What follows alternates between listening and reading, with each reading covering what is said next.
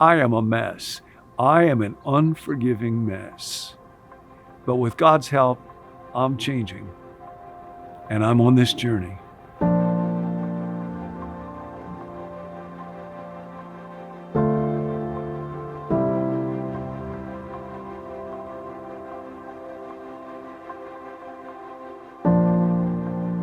I want to invite you today to go on a journey of forgiveness. We all receive hurts. We all inflict hurts. We are hurting people. Hurting is inevitable. Hurting is natural in our world. But forgiving is supernatural. Forgiving is a miracle. It changes lives, changes the world a little bit. And you can be part of that miracle today. We will talk about how to define forgiveness as we go along, probably next time. But actually today we need to start with unforgiveness, because in many ways forgiveness is really about the healing of unforgiveness. And Ev Worthington writes about this in his book in ways that I have found very, very helpful. There's actually a little journey towards unforgiveness that involves 5 stages. First of all, there's the transgression. Somebody does something to me. Somebody criticizes me. Somebody rejects me. Somebody cuts me off. There's the offense, and then there's my perception of the offense. Now, my perception of it may not be accurate. I might think that the other person's done something wrong when they actually haven't, but still, I will perceive it, and then that leads to hot emotions, anger, hurt, fear. Those are negative emotions, but this is real important. Those are not unforgiveness. Those exist to be kind of a warning light to say there's something wrong, something needs attention, something needs to get fixed. However, if that something doesn't get fixed appropriately, the next stage in the journey to unforgiveness is what Ev calls rumination. Don't think I need to define that for you. Rumination is sometimes called the bad boy of emotional health. I stew. I rehearse. I indulge my negative thoughts and feelings about you. I retell the story of what it is that happened to me to make me feel more and more like a self-righteous victim and convince me that you are a villain, you are a bad person, you have hurt me.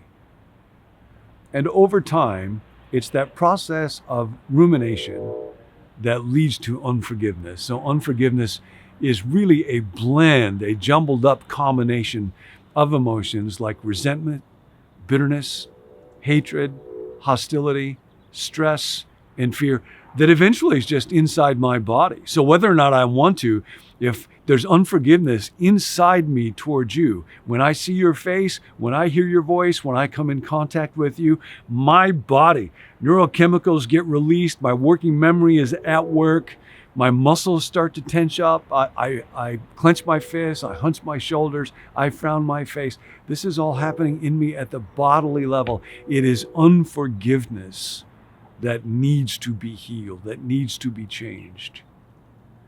Classic passage in Scripture about this, and we'll be looking at Scripture quite a lot as we go through this series. We'll eventually get in particular to the story of Joseph and his brothers. That is a core story in Scripture about unforgiveness and forgiveness.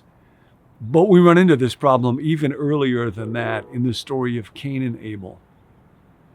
And here, Cain is hurt, he is offended by the way that God accepts his brother Abel's sacrifice. Now, Abel hasn't done anything that requires Cain to forgive it, but Cain is hurt nonetheless, and he is angry.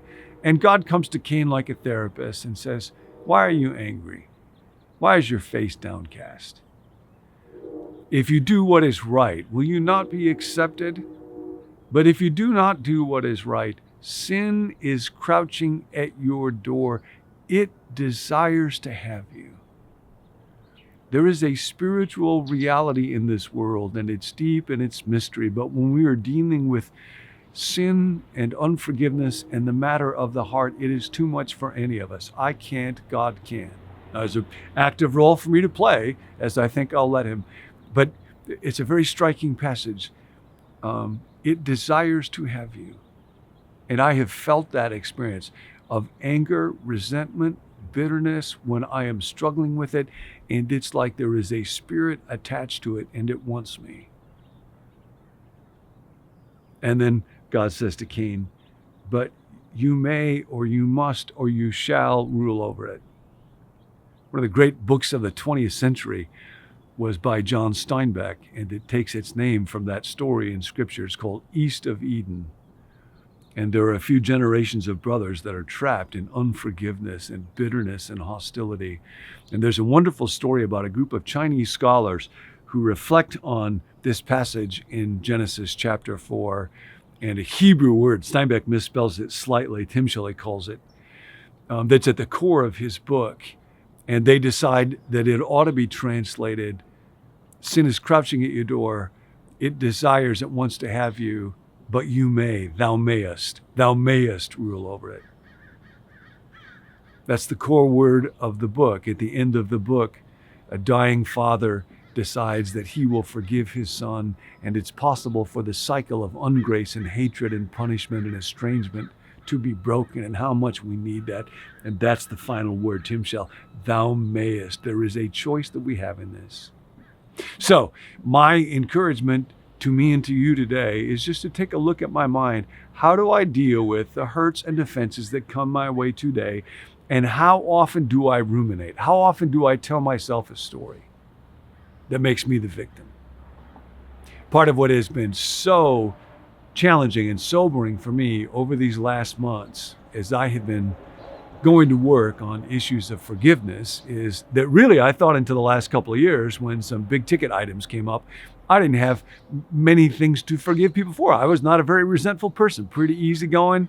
And then I began to write down, as I just spent time paying attention to my mind, what are the grief, what's the unforgiveness that I have been carrying? And I'll just read you a tiny percentage of them from my list. I remembered an elder who I won't name at a really early church that I was at that just was a problem in what felt to me like pretty obnoxious ways. I remember a group of people that I wanted to hire me and they didn't want to hire me, and I felt rejected and I felt unforgiveness towards them. Now, this is where it's really important to note. This is why we don't just walk around offering forgiveness to people willy-nilly. Looking back on it, they didn't do anything wrong. So if I'd have gone to them and said, I have prayed and worked this through with God, and I forgive you for not selecting me, they would have been offended by that. Thank you so much, Mr. Jesus, for forgiving us when we didn't even need it. But what's interesting is when I experience hurt and then I ruminate, this process that we're walking through together, the reach process, recall the hurt in a different way, empathize, give an altruistic gift of forgiveness, compassion, love, commit to forgiving, and hold on to it. This is the process that we need to work through, whether it turns out the person actually did do something wrong and I need to offer them full forgiveness, or that I was just being too insensitive and so I need to change my own perception of it, or very often where it's a combination. Forgiveness is a messy, mysterious, layered, often confusing business. So buckle up your seatbelts. There's a group of folks who reported to me and they graded me out lower than I thought they should have. And I felt hurt by that. There were people that I was involved in work with. They made a decision to do something that felt like a real betrayal to me. I remembered a kid that felt to me like a bully when I was a kid growing up back in Rockford, Illinois. I hadn't thought about that for years, but I had never thought through, do I forgive this person? An old couple at a church that I was at back in Chicago that I thought were my friends, and then gave a kind of criticism that felt to me like it was so unfair. A football coach that slapped me in the football. I didn't play football. Tennis coach that slapped me in the face one time. And that's back when coaches used to do that sort of thing. I never thought through, should I forgive this? Another person that I worked with, and one time he was having a conversation with another person about difficult people in his life, and I was the difficult person in his life. And I'd been carrying that one around where I felt hurt, had never really dealt with forgiveness. Somebody else that lied to me directly to my face. Somebody else that I thought was a friend that I found out later tried to get me fired from something. People very close to me where there were just a series of little and large crises of forgiveness. No kidding. As I was working to get ready for this video, couple days ago, I got an email, and it was from somebody that I had known quite well, who had said and written things that felt quite negative to me, and then wanted to connect. And I realized I'd felt hurt by that. I had ruminated about that, but I'd never actually thought, do I forgive this person? And if I do, how do I do that? So, and again, that's the tip of the iceberg. I am a mess. I am an unforgiving mess. But with God's help, I'm changing. And I'm on this journey. And the hope is there are actual steps that we can take. There are things that we can do. But it begins, ironically, by actually being quite open, not denying, not repressing, not forgetting. Actually being aware of, when do I feel hurt? When is that getting into my body? And in particular, again, not just anger, fear, hurt in the moment, but when do I begin to ruminate on it so it is being stored up inside me? Here's the hope for today. Sin's crouching in your door. It wants to have you. It really does. Unforgiveness wants to have you. Look at our world right now. It wants everybody, our political world in so many different ways. It wants to have you. But thou mayest. With God's help, thou mayest. It doesn't have to have me.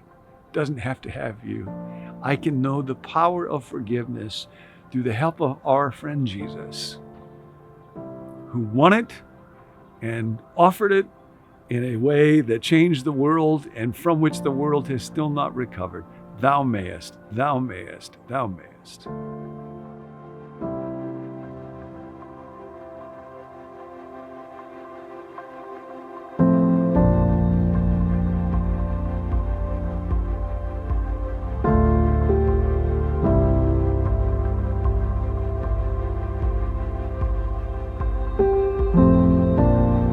Thanks for joining us. At Become New, we want to grow spiritually one day at a time, but it's tough to do that alone. So we're offering a little more support for anyone who would like to work on putting the content into practice. You can sign up to receive a text at the end of each week in this series, asking if you completed the Here's How portion for that week. If you want, you can reply to the text and let us know how it went, or if you need prayer in taking those action steps. To sign up for the end of week reminder, just text the word MORE to 855-888-0444, and we'll put you on the list. As always, to receive the emails or video links by text, you can let us know at becomenew.com/subscribe. If you're already signed up for the emails but aren't getting them, try checking your spam folder, or better yet, you can add us to your contact list. Our email address is connect@becomenew.com. If you need prayer, we're here for you. Text your specific prayer request to 855-888-0444. There's a team of us who meet each weekday to pray specifically over every person who sends a text in. We'll catch you next time.